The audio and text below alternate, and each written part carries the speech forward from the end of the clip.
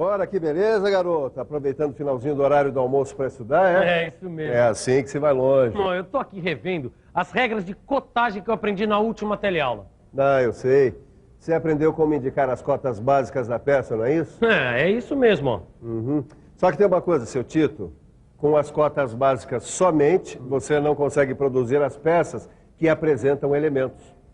É que nos modelos e peças com elementos, além de indicar as cotas básicas, é necessário também indicar as cotas de tamanho e de localização desses elementos.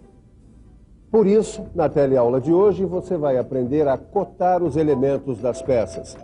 Vai saber que as cotas de tamanho referem-se às medidas do elemento necessárias à execução da peça e que as cotas de localização indicam a posição do elemento na peça ou posição do elemento em relação a outro, tomado como referência.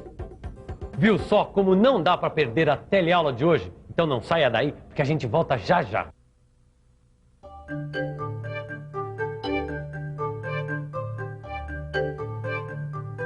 E aí, Ananias? O que é isso aí? Não reconhece mais um rebaixo? Pois agora você vai aprender a fazer a cotagem de rebaixo. Tá aí, como é que faz isso? Bom, para cotar o rebaixo, a gente precisa de duas cotas. A do comprimento e a da profundidade. Então deixa que eu faço isso. Ó, a cota do comprimento é igual a 36 milímetros. E a cota da profundidade é igual a 9 milímetros. Muito bem. Agora chega aqui para ver que a vista onde essas duas cotas são melhor representadas é a vista frontal. Você reparou que a largura do rebaixo coincide com a largura da peça? Reparei. É por isso que não precisa repetir essa cota para completar a ideia do tamanho do rebaixo. E assim, fica representado o modelo com as cotas básicas e as cotas do elemento. Agora, no caso dessa peça, não precisa marcar as cotas de localização do rebaixo, porque a sua posição já está determinada pelos próprios limites da peça. Angela, agora que o pessoal já entendeu com facilidade a cotagem de rebaixo, daqui pra frente vai ficar mais fácil, né? Ah, vai mesmo. Você podia mostrar a cotagem de rasgo. Tá bom, eu mostro. Bom, você já reparou que essa peça aqui, ela tem um rasgo central passante transversal? Pois é, para construir essa peça, além das medidas básicas, a gente vai precisar também das medidas do rasgo. Mostra as duas cotas necessárias para dimensionar o rasgo. A cota do comprimento e a cota da profundidade ou altura. Então, olha aqui. O comprimento do rasgo é 20 milímetros. E a sua profundidade é igual a 7 milímetros. E como o rasgo atravessa completamente a peça no sentido transversal, a largura do rasgo é a mesma que a largura da peça. Agora é com você. Passe essas cotas do rasgo para as linhas de cota correspondentes na vista frontal. E aí, é difícil? Difícil? Difícil nada. A cota 20 indica o comprimento do rasgo.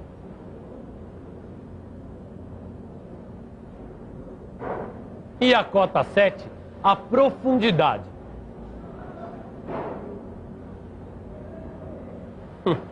Pronto. Aí está o dimensionamento completo do modelo, junto com as indicações das cotas básicas. Agora, eu já tenho todas as cotas para produzir a peça. Mas você observou a linha de simetria? Ela aparece aqui na vista frontal e na vista superior, mostrando que este modelo é simétrico. E, nesse caso, as cotas de localização tornam-se dispensáveis. Mas, Silva, vamos imaginar que esse desenho aqui não tenha a linha de simetria. Bom, sem a indicação da linha de simetria, fica assim. É preciso indicar a localização do rasgo através desta cota. Quer dizer, a distância desse elemento em relação à face direita da peça tomada como referência.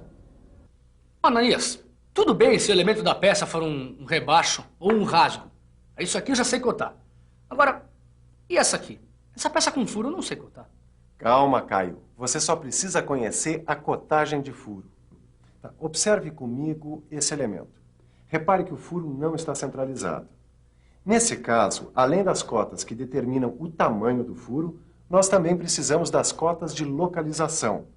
A vista onde esse furo aparece com maior clareza é a vista frontal. Portanto, essa será a vista escolhida para a cotagem do elemento. Observe como isso é feito. O tamanho do furo é determinado por duas cotas, comprimento e altura de 16 milímetros. E como é que eu represento a localização do furo? Bom, aí é melhor ouvir quem entende do traçado. O Miguel entende do traçado. Fala aí, Miguel. Fala você já tá na prancheta?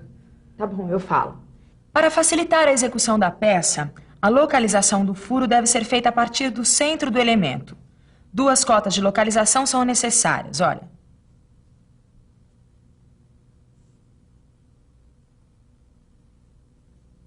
(15)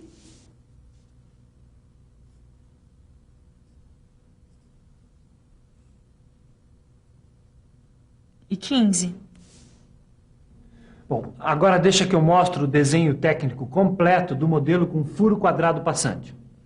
Dá uma olhada. Ele traz, além das cotas básicas, traz também as cotas de tamanho do furo e de localização do furo.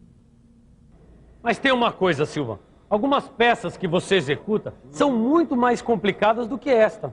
Tem toda a razão, Tito. Por isso nós vamos ver a cotagem de peças com mais de um elemento. Quando a peça tem mais de um elemento, 2 situações são possíveis. Já sei. Ou os elementos são iguais, ou eles são diferentes. É isso aí. No primeiro caso, não é necessário cotar todos os elementos. Sim. Mas quando a peça tem elementos diferentes, todos devem ser cotados para permitir a sua execução. Veja um exemplo de cotagem de modelo com 2 elementos iguais. Repare que se trata de um modelo prismático simétrico com 2 rebaixos laterais. E como o modelo é simétrico, 2 cotas são suficientes para dimensionar o rebaixo. O comprimento, profundidade ou altura. E para completar o dimensionamento do modelo, é só indicar as cotas básicas.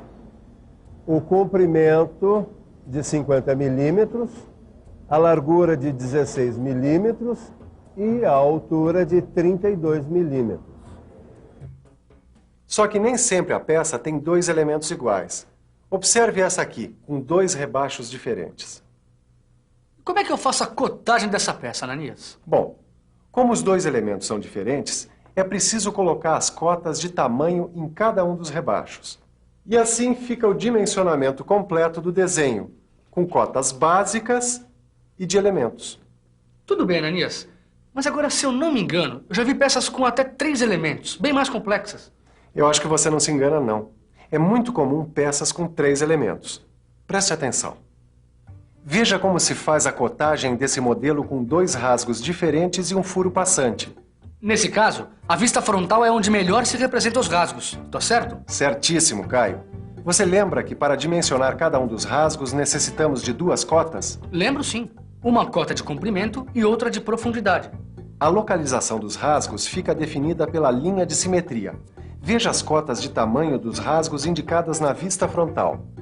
O outro elemento a ser dimensionado é o furo, bastando indicar a cota do seu diâmetro na vista superior, onde a forma do furo aparece melhor representada. E agora, com a indicação das cotas básicas, o dimensionamento da peça ficou completo. Ângela, para terminar nossa teleaula, só falta uma coisinha. O que é, Miguel? Falar da cotagem de peças com elementos angulares. Fala você, vai. Aproveita que o pessoal já sabe que o chanfro é um elemento oblíquo. Tá bom, eu falo. Muitas peças apresentam partes chanfradas que servem para quebrar os cantos vivos. O chanfro é obtido pelo corte da aresta de 2 superfícies que se encontram. Não esquece de falar que os chanfros podem ser cotados de 2 maneiras, por cotas lineares e por cotas lineares e angulares. Calma, eu já ia falar. As cotas lineares são aquelas que a gente viu até agora. Elas indicam as medidas de extensão. E as cotas angulares indicam as medidas de aberturas de ângulos. Agora é comigo. Deixa que eu mostro a cotagem de um chanfro apenas por cotas lineares. A vista onde o chanfro aparece cotado é a vista frontal. As cotas 8 e 12 indicam o tamanho do chanfro. A largura do chanfro coincide com a largura da peça.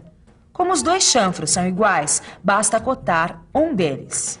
A cotagem completa do desenho fica assim. Mas existe outra forma de cotagem do chanfro usando cotas lineares e cotas angulares. Como neste caso os 2 chanfros são diferentes, cada um deve ser cotado separadamente. Agora, repare que no chanfro da esquerda, o tamanho ficou determinado por uma cota linear 7 e uma cota angular 25 graus. A cota 7 indica a altura do chanfro e a cota 25 graus indica a abertura do ângulo do chanfro. Nos dois casos, a largura do chanfro coincide com a largura da peça. E assim, a gente já pode executar o chanfro sem grandes dificuldades. E fica mais fácil ainda quando o ângulo do chanfro for de 45 graus. Olha aqui a sua cotagem. A cota 2, que aparece nos dois desenhos, indica o comprimento do chanfro. A cota 45, que é angular, indica a abertura do ângulo do chanfro. Mas lembre-se, a cotagem só pode ser feita desse modo quando a abertura do ângulo for de 45 graus. E não existem peças com outros tipos de elementos angulares? Aqui estão alguns exemplos. A cotagem destes elementos também é feita por meio de cotas angulares e de cotas lineares. Será que você já consegue fazer a cotagem da última peça? Acho que sim. Eu só preciso pensar um pouco. Vamos pensar um pouco. Vamos pensar em como fazer a cotagem desta peça. Bom, a vista onde o elemento angular aparece melhor representado é a vista frontal. Então é nela que fazemos a cotagem deste elemento. A cota 90 graus indica a abertura do ângulo do elemento. A cota 30 indica o comprimento do elemento. E a existência da linha de simetria dispensa a indicação de cotas de localização. Portanto, a cotagem completa da peça em duas vistas fica assim, sendo que as cotas 50, 25 e 28 são as suas cotas básicas. Angela, agora que o pessoal já está craque mesmo, você podia partir para um exemplo ainda mais complexo. Tá bom, eu vou começar mostrando a perspectiva de uma outra peça com elementos angulares. Agora, acompanhe a interpretação da cotagem dos seus elementos angulares. Deixa que eu falo que as aberturas dos ângulos dos elementos angulares são 135 graus e 45 graus. O tamanho do elemento angular da direita é 45 graus, 4 milímetros e 18 milímetros. Será que os telealunos repararam que a cota 4, aquela que se refere à altura do elemento angular, só aparece indicada do lado direito? Isso acontece porque a altura do outro elemento angular é a mesma. Assim, não é necessário repetir a cota. Portanto, o tamanho do elemento angular da esquerda é dado pelas cotas 135 graus, 4 e 18. É fácil, não é? Mas para melhorar ainda mais a sua compreensão sobre a cotagem de elementos, é bom ficar de olho na revisão. E atenção, se liga aí, que é hora da revisão. Na teleaula de hoje, aprendemos a interpretar a cotagem dos elementos das peças. Vimos que as cotas de tamanho referem-se às medidas do elemento necessárias à execução da peça, e que as cotas de localização indicam a posição do elemento na peça, ou posição do elemento em relação a outro tomado como referência. Por fim, aprendemos como é feita a cotagem de peças com elementos angulares. No seu livro de estudos, você vai encontrar exercícios para ajudar a fixar os novos conhecimentos. Então não perca tempo e estude, porque daqui a pouco tem mais. Até a próxima. Tchau.